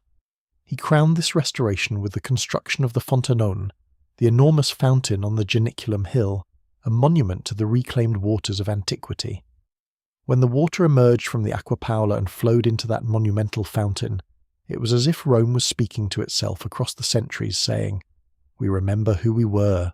We remember what we built." The popes understood something that modern people sometimes forget. History is not past. It is present.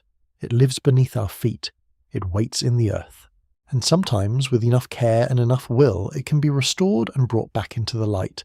The great period of restoration continued through the 17th and 18th centuries, but the most profound rediscoveries came much later, in the 19th and 20th centuries. Construction workers, breaking ground for new buildings or excavating for the city's expanding needs, would suddenly find themselves face to face with ancient Rome. They would unearth sections of the old aqueduct channels, sometimes perfectly intact, sometimes collapsed, but always bearing witness to the extraordinary skill of the engineers who had built them. When the Rome Metro was constructed in the mid-20th century, engineers who were driving tunnels beneath the modern city kept breaking through into the ancient infrastructure. They found enormous channels carved from rock, channels through which water had flowed nearly 2,000 years before. They found evidence of sophisticated engineering, slope calculations that were still accurate, construction techniques that were still sound. The ancient engineers had done their work so well that even thousands of years later, their channels were still intact and recognizable. The modern city beneath the modern city was not just a curiosity. It was a conversation across time. On the banks of the Tiber, visible to anyone who walks along certain sections of the river, you can still see sections of the Cloaca Maxima, that most ambitious and ancient of all Rome's water projects. The great sewer channel that had been built more than 2,000 years ago was still there, still part of the landscape, still a testament to Roman engineering. People walk past it every day, perhaps without realizing what they are seeing. This is not mere architecture. This is the physical proof that human ingenuity, when properly applied, can outlast empires. But rediscovery required more than just the physical finding of old channels. It required knowledge.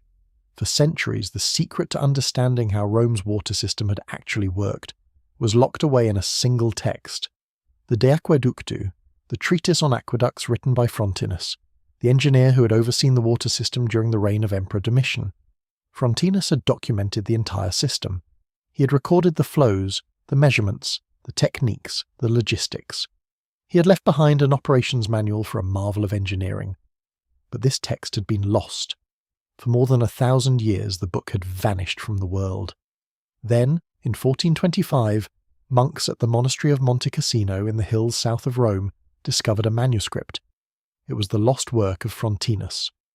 They did not know, at first, what they had found, But when Renaissance scholars realized they held in their hands the actual original documentation of Rome's water system, written by the man who had managed it, it was as if they had been given a gift from across the centuries. Suddenly, they had the blueprint. They had the original engineer's voice telling them how it was done. The restoration of Rome's aqueducts became not just an act of reconstruction, but an act of communication with the past. The modern engineers could read Frontinus and understand not just what the Romans had built, but why they had built it that way. This is perhaps the deepest magic of Rome's water system. It was not lost in any absolute sense. Every element of it persisted. The physical infrastructure remained in the earth. The water continued to flow through the ancient channels, even in darkness. And the knowledge, the crucial knowledge of how it all worked, was waiting in a monastery, waiting to be found, waiting to speak across the centuries to those who would listen. What does Rome's water system tell us about human connection to the past? What does it say about the permanence of what we build and the persistence of human ingenuity? Perhaps it says that we are always speaking to the future, even when we build only for the present. Perhaps it says that the greatest works of human civilization are those that continue to function, to serve, to persist, long after those who created them have turned to dust. Thank you for spending your evening with the Calm Archive. If this helped you relax tonight, subscribe so you never miss a new video. I upload regularly, and there's always something new to drift off to. Tell me in the comments, have you ever visited Rome and seen any of these ancient water systems? Whether you have or you haven't, whether Rome feels distant or close, we are all connected to this moment when the water flows, when the ancient city speaks across the centuries, and when human hands, long turned to dust, reach forward through their creations to touch our present moment. The water flows, it always has, it always will. In the heart of Rome, in the Piazza di Trevi, there is a fountain that has been flowing continuously for nearly 300 years. But this is not where the story begins. The Aqua Virgo, the water that powers that fountain, was first brought to Rome in 19 BC. 2005 years ago, water began its journey through stone channels beneath the city, and it has not stopped. When you stand before the Trevi Fountain on a Roman evening, when the last tourists have drifted away and the marble glows softly in the amber light, you are watching water that is as old as an empire. You are watching the work of hands that turned to dust 2 millennia before you were born. The engineers who carved the Aqua Virgo never saw their fountain. They never heard the sound of coins cascading through the water, that gentle clink and splash that 1 million visitors have contributed across the centuries, but they built it anyway. They built it as an act of faith. When you toss a coin into that fountain and make a wish, the water that splashes against your fingers has travelled through darkness for 60 kilometres. It has passed through arcades and tunnels, beneath hills and through mountains. It has been touched by the sun, fallen as rain, risen as mist, and been captured again by the engineering of the ancient world. That coin you dropped has joined a legacy of wishes stretching back to the Renaissance, but the water beneath it is far older still. It is the direct continuation of an engineering feat that predates Christ, that outlasted empires, that has seen Rome destroyed and Rome rebuilt, and through it all, the water continued to flow. There is something profoundly moving about that. There is something that settles into your bones when you consider that the water which falls from that fountain is the same water, following the same path, as the water that cooled the fevers of emperors and filled the baths where weary soldiers finally rested. The Romans who built the Aqua Marcia in 144 BC could not have imagined the city that would grow around their waterway. They could not have pictured the buildings that would rise 500 years later, the streets that would wind above their tunnels, the millions of people who would one day depend on their work. But they built it to last that long anyway. They built it with a confidence that verges on the spiritual. They looked at the stone beneath their feet and said, "This will outlive us. This will carry water forward for 1,000 years, 2,000 years, longer than empires, longer than language itself." And they were right. Today, in the 21st century, construction crews digging in Rome still encounter these waterways. They find channels that are still carrying water. They find aqueducts that have never stopped flowing, not for a single day in 2,000 years. The water cascades over their boots just as it has cascaded down stone for 2 millennia. The city has grown over them, around them, built upon them, buried them in shadow and forgotten them. But the water has never forgotten. The water knows the way. This is what Rome teaches us about infrastructure, about patience, about faith in the future. Infrastructure is not just pipes and stone, it is an act of profound belief that tomorrow matters. The Romans poured resources into these waterways not because they would benefit immediately, but because they understood something that modern life often forgets. We build for people we will never meet. The engineer drawing a blueprint for the Aqua Claudia in 38 AD was drawing a gift for strangers who would walk the earth long after his children's children had returned to dust. He was saying, I offer this to the future. I offer water. And here is the deeper truth that emerges as we descend further into rest. Water is the oldest comfort. The sound of water is the first sound that soothes us. In the womb, we are surrounded by it. Our first taste is of moisture. As we grow, water becomes the rhythm of seasons, the sound of rain, the murmur of streams. Water is life in its most basic form, and it is also mystery, because we cannot hear it without feeling something ancient stir in our bones. The Romans understood this not as scientists, but as people. They understood that water was not just sustenance. Water was ceremony. Water was comfort. In the Roman world, public fountains were not merely distribution points. They were gathering places, quiet corners where the sound of falling water provided a gentle break from the noise of the street. In private homes, the courtyard fountains sang softly all day and all night. The wealthy listened to their trickling water from their bedchamber and felt assured. A fountain in a Roman courtyard was like a lullaby made of stone and flow. The public baths were sanctuaries. After a day spent in the heat and dust of the forum, in the noise of traffic and commerce, people would descend into the baths and find warmth. They would lower themselves into water heated by the sun and by hippocausts, by chambers of hot air flowing beneath the earth. That water, that beautiful warm water, carried the knowledge that rest was possible, that the body could be relieved of its burden, that tomorrow would come and you would rise again strengthened. This is perhaps what the Romans were really engineering, not just systems but moods, not just infrastructure but a state of mind. When a Roman closed their eyes in a bath, with warm water supporting their weight, with the sound of fountains echoing softly through halls of marble and shadow, they were resting in the knowledge of continuity. They were resting in the understanding that this water would flow tomorrow, and the day after tomorrow, that for centuries to come, other bodies would sink into this same warmth, other minds would be soothed by this same sound. They were resting in the arms of time itself. Beneath the modern city of Rome, beneath the streets where buses rumble and tourists hurry, ancient water still moves in darkness. It flows as patiently as it ever has. It does not know that empires have risen and fallen above it. It does not know that the people who built its channels are long dead, their names forgotten, their lives compressed to mere dates in histories no one reads. The water does not know any of this because water does not need to know. Water simply flows.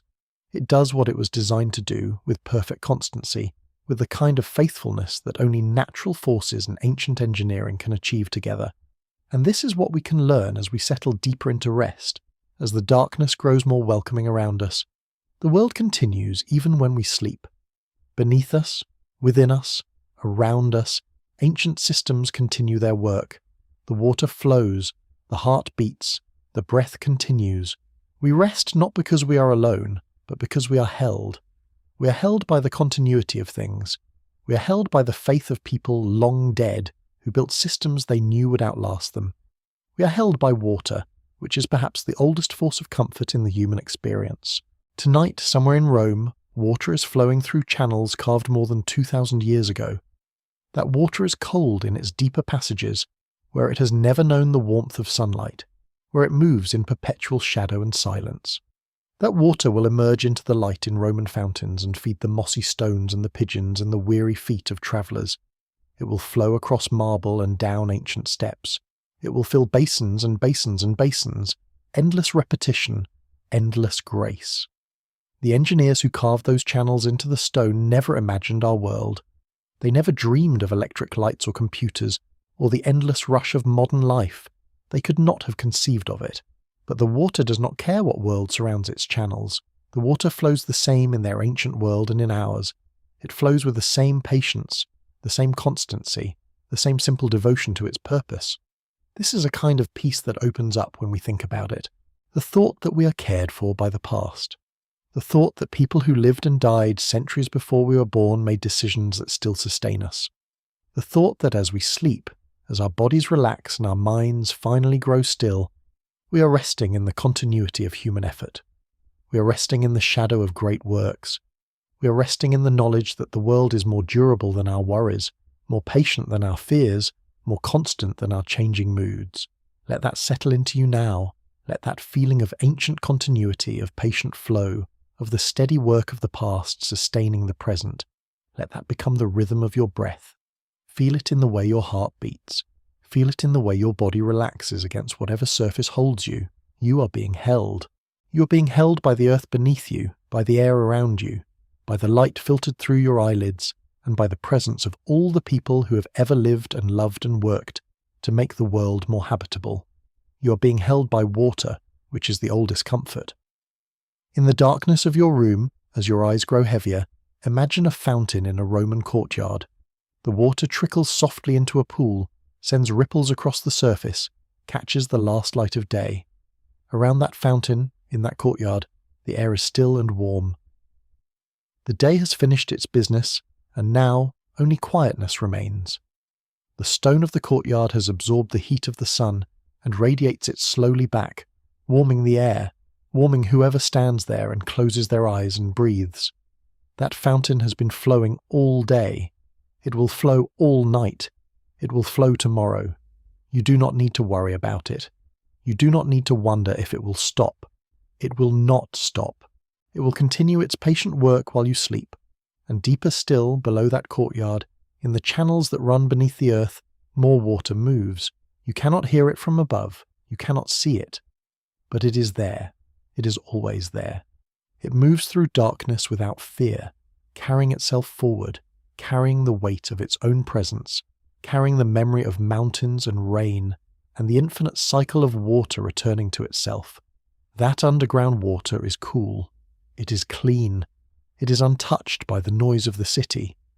Down there, in that darkness, there is only the sound of flow, the ancient rhythm of one drop following another. The sound that has soothed human beings since the beginning of our species. Feel your body beginning to sink deeper into rest now. Feel your breath becoming slower, more regular. Feel the warmth of wherever you lie, the softness of what surrounds you. You are safe, you are held. You are part of the great continuity of things. The water flows beneath you. The earth holds you. The darkness is not emptiness, but the presence of rest itself. Let your eyes close if they have not already. Let your mind drift like water moving through a channel. No resistance, no struggle, just the gentle acceptance of flow. The Trevi Fountain in Rome is flowing right now. In this moment, as you rest, water that began its journey 2,000 years ago is cascading over marble. It is catching light. It is being wished upon. It is being touched by hands. It is continuing the work of people who have been dead for 2,000 years, and it does this without complaint, without hesitation, without any consciousness that it is doing anything remarkable at all. It simply flows. It has always flowed. It will always flow, and that is enough. That is everything. Close your eyes now if you have not already. Let the image of that fountain remain with you, not as something you see, but as something you feel. Feel the mist of it on your face. Feel the coolness of it. Feel the inexplicable peace that comes from knowing that somewhere in the world, in a city built on 7 hills, beneath streets and above tombs, water is moving in darkness and in light, carrying forward the faith of the ancient world, tending to the rest of modern people, continuing the story that has no ending because it is the story of flow itself. Rest now. The water will continue while you sleep. The foundations that people built are still holding. The engineers are gone, but their work remains, and you, here in this moment, are cradled by all of it. You are cradled by time itself, by stone, by water, by the knowledge that you are not the first to rest and you will not be the last. The world was kind to those who came before you. The world will be kind to those who come after, and tonight it is kind to you. Rest now, knowing that. Rest deeply. Rest well. The water flows. The night continues, and you are held.